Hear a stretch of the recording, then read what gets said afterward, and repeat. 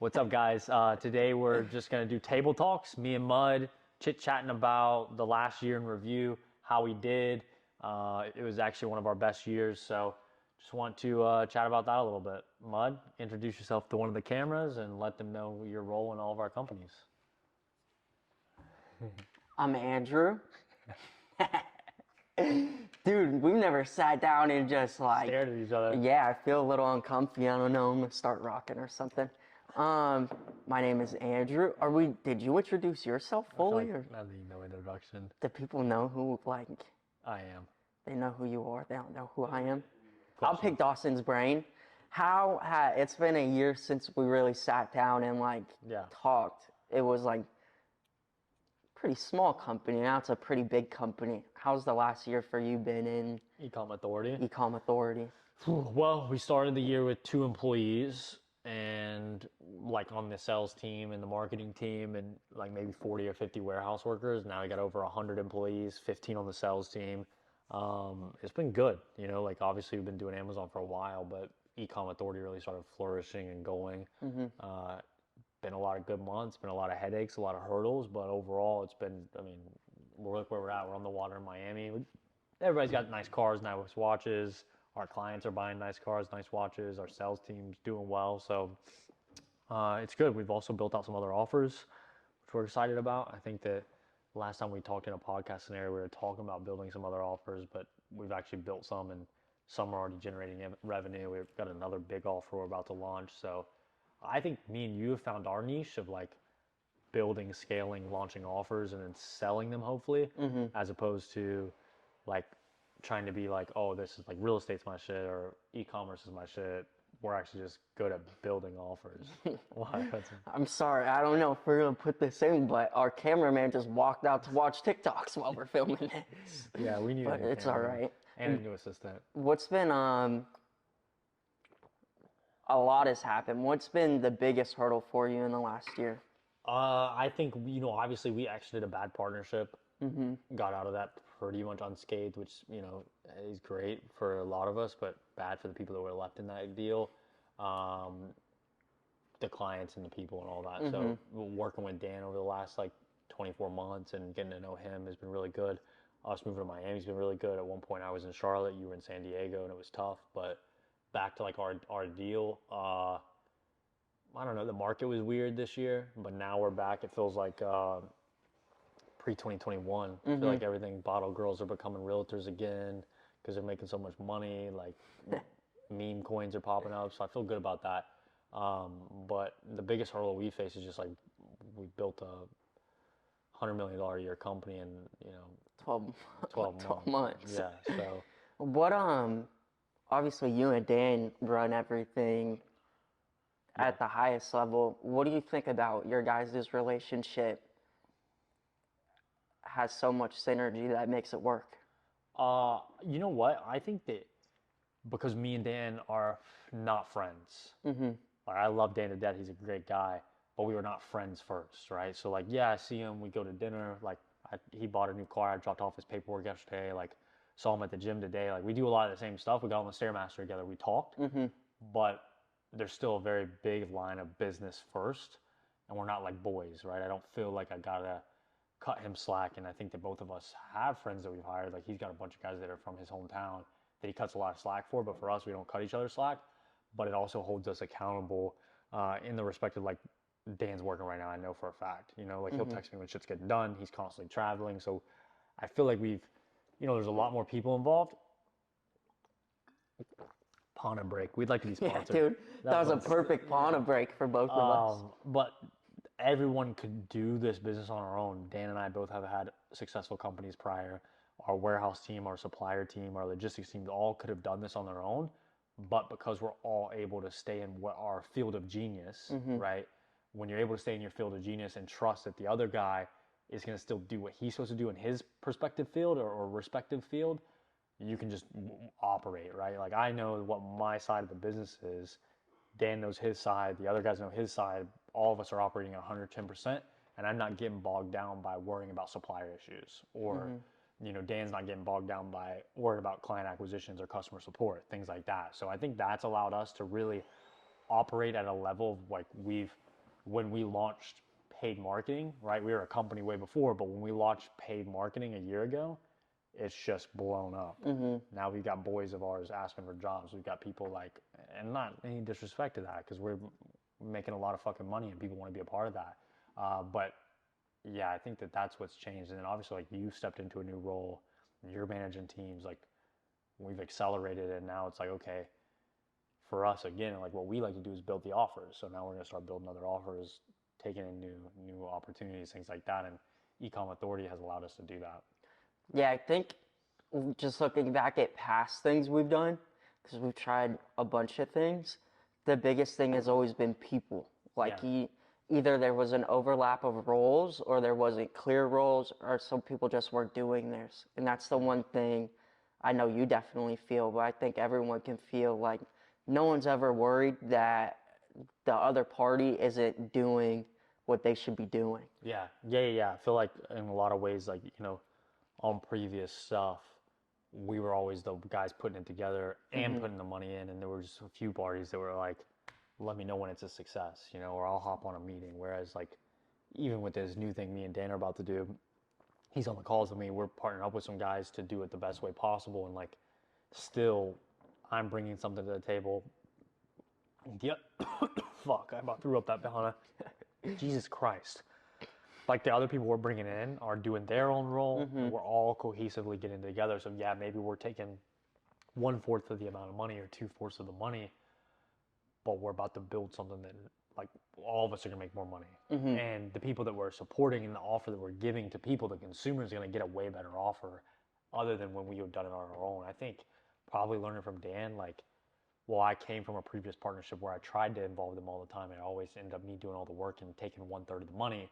Now, even though I'm taking half the money, I'm able to do 110% of work of my share of work. So that means my work's better, the transition's better, and then the product's better. Yeah. So then the consumer's happier. We make more money because more consumers want our product. And it feels good to have that support, I think. I think we've been together for 5 years, so we didn't have support. It used to be us in our office fucking banging our head against a wall, and like, everybody else was partying. I think we also used to have also the issue, and it's probably definitely just the financial situation now, but we used to hire down, where now Yeah. we're able to hire up Yeah. with, like, not trying to find some customer support rep on Upwork. We go and get the customer support director from one of the largest companies in the country, right? Yeah. So, like, we started hiring up. That also helps with the support, I think, in that aspect. And even in new ventures too, like Backroom, which we just launched, and we got 150 members in already in less than 90 days. Which, again, we don't really give ourselves credit. Like, we said we wanted to do it. We built it out for 3 months. We launched it in November. We have 150 members that paid somewhere between $3,000 and $5,000, or got in for free in 90 days. So, like, I don't think we give ourselves enough credit on that. But we hired a community director that's done it times 80,000, So I think it's actually a really insightful point, because not a lot of people think about that. We are hiring the best of the best. Our CFO comes from multi-billion-dollar companies for Ecom Authority. Our customer support came from a trillion-dollar company.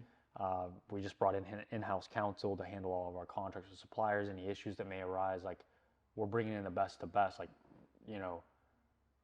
our top 10 people in the business make between $300,000 and $1 million a year, and I'd say we're able to pay those people those things because me and Dan are just trying to hoard all the money. We'd rather make less and provide a better experience. So, what was your biggest hurdle that you felt was happening in scaling? That's not the right way to ask that. Versus scaling your other businesses, this one has scaled way past those tenfold. What was the difference now? I mean, not including Dan or personnel, but what do you think that biggest difference was now, being able to get past that maybe wall that you were bumping into before? I think that the biggest thing that has changed over the last like we've had more reps, so we built this correctly, right? Mm-hmm. Like we learned it was a culmination of all of our past successes and failures, and like I think for us, like companies that we built, we're still earning 6, 7 figures a year. Um, and obviously this company does a lot more than that, but it's the culmination of all the processes and systems that we still pull from stuff we learned in the real estate business Mm-hmm. into this business, the SOPs, how we train, things like that. So that has helped a lot. And now that we've done it once, the next thing we know, like our appetite and what is a lot of money to us in terms of a successful company are very different. Mm-hmm. You know, like we're not looking to run an offer that's a 50 grand a month offer. It needs to be a $50 million a year offer. That's Yeah. like our goal, you know, because we've already built that. So we're not happy with 3 to 5 million a year. So I think once you realize it's possible and you have the framework, now you can just continue to crush it. You also naturally just get into, I mean, in relation to that, you naturally have to keep scaling up. I guess some people would make what e-com authorities making and they'd be cool. Yeah. But for you guys, you hit it with e-com authority, now you know what works. And so you're ready to put those same systems and processes into something else and scale that next level too. Yeah. Or like, you know, we're doing some really cool stuff in the insurance world for employees and stuff like that. Uh, I mean, we learned like you're sending out emails that we learned how to send for Ecom Authority, right? Like, Mm-hmm. so I don't think that everything has to be bigger than Ecom Authority because that's our main offer, and that's like, again, like what we want to be the most successful. But now we're building up secondary and tertiary offers that don't take any time out of us because now we have the money. I can say, okay, hey, we're gonna put this team in place to build this because we believe it has legs, Mm-hmm. and we have every single piece of the puzzle. And where it took, and I think a lot of people, because Ecom Authority it boosted really quickly, but a lot of people don't realize it actually took like 9 months Yeah. to really lock the offer in after we got everyone in congruence with each other, just team wise. And now you're able to take that same stuff Yeah. and do it in 6 months on the next one, 3 months on the one after, and just really like cut all that time down too. Yeah, we're also very, very like we can build leaders out of our one offer and transition them to other offers, right? Mm-hmm. Like our best sales rep is heading up an offer for us, or our best sales rep, one of our better sales reps are heading up an offer for us, and like that also helps because we already built the foundation. And it's just Mm-hmm. like, hey, you have this direct amount of skills, boom, go to that. So I think that's been big for us too. Yeah, you're kind of able to vet the people we already have and see, would they be applicable in this future role. Um, I mean, aside from Ecom Authority, we obviously have Backroom going. What about Backroom are you enjoying the most? I know you and Dan have touched on, um, you've built up all this value. Now you guys are ready to give it away. But, maybe a little bit more on that side of things. Yeah, I think like we're interested on, and we're still working, so that's why I'm texting. I'm interested in Backroom because it's evergreen, meaning we Mm-hmm. can help hundreds of thousands of people. The truth is with Ecom Authority, we can't, right? Like we can't have 1 million clients. It's not ever going to happen. It won't ever work the Mm-hmm. way it should. So we can help a lot of people. Me and Dan feel like in a way we're giving back because the dollars haven't translated to the amount of value we're giving. So that's nice, but it also is like a you know, it's also like what's the word I'm trying to say? It's like a reminder for us, like almost like we get into Amazon again, you know, like because Mm-hmm. we're not able to do that in the day to day. We have team members that do that, employees, so it's kind of cool to get in the trenches, I guess, again, and keeps us sharp on things that are changing. So I like that too a lot. So yeah, I mean, I think that's a big thing. Yeah, I feel like I know a lot about Amazon, but then I get on these calls that we do every Monday, and I listen to you and Dan talk, and I'm like, holy shit, there's so much to this. There's so much to this business to really do it at scale. Yeah, I even was talking to Jake after the call. I was like, there just cannot be anyone else in this market right now who understands it this way. yeah, and I understand it a lot, but then Dan is like acoustic on it, like Mm-hmm. he fucking he'll teach me stuff. And I think that like by doing that stuff, like me and him got off the call and be like, fuck, I forgot we used to do that. Mm-hmm. I wonder if it'll still work, you know? Um, so I think that's been really helpful for us too. It's like kind of like revamping our skill set and yeah, I mean we're providing the most value in the marketplace for sure. And I think what's most exciting out of, the group on the education side is that there may be someone who comes along and they have the next great idea or the next great like Yeah. insight into Amazon that maybe slipped, right? You can't catch 100% of things. So by having those guys there, there's hundreds of other eyes looking at what's going on in the industry now, which Yeah. is not something I've actually really even thought about until right now. Yeah, But the amount of impact and like that's more legacy stuff when we talk about like maybe we're not gonna make $1 off of that or a penny, like any type of transactional, but yeah, like somebody's life's changed. Also, that's really cool too. Like the people that are in backroom, like our ecom authority offer people are already affluent. Uh, you know, they're already making money. They just want to make more money, which is great.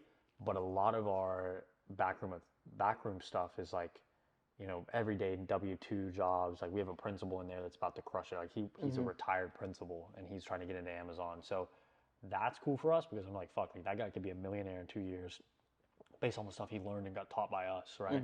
But it takes work, and I think that's kind of the annoying thing is like we're literally showing people how to make great money on Amazon, and like 10% of people are gonna actually do something. The other 90 are gonna fuck off and not do a thing. So yeah, what, we got to cut in 10 minutes. Gotta have a call. oh, cool. What are you guys working on? And I guess this may be a broad answer, but what outside of Ecom Authority or Amazon are you guys working on or have plans for?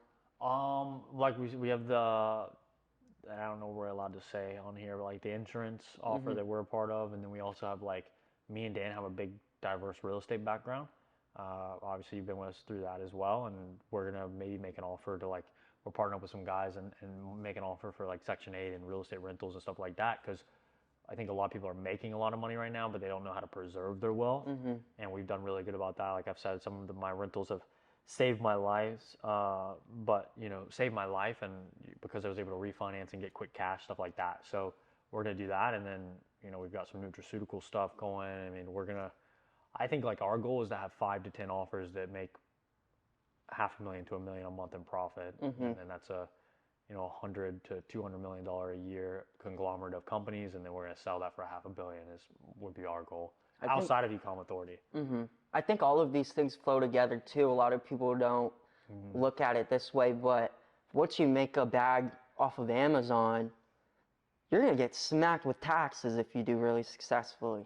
So having, other offers where people can maybe go with that money and success they've seen there, right? Because you're going to get all the tax benefits of real estate with things like that. So yeah, exactly. So and then you're right, like trickle down effect. You save taxes and you make more money and you continue to invest, and that cash flow starts to pay off, and then your cash flow, the rentals maybe outpaces your W-2 job that you're about to quit because of Amazon, and now your Amazon's your full-time gig and your real estate's your investment.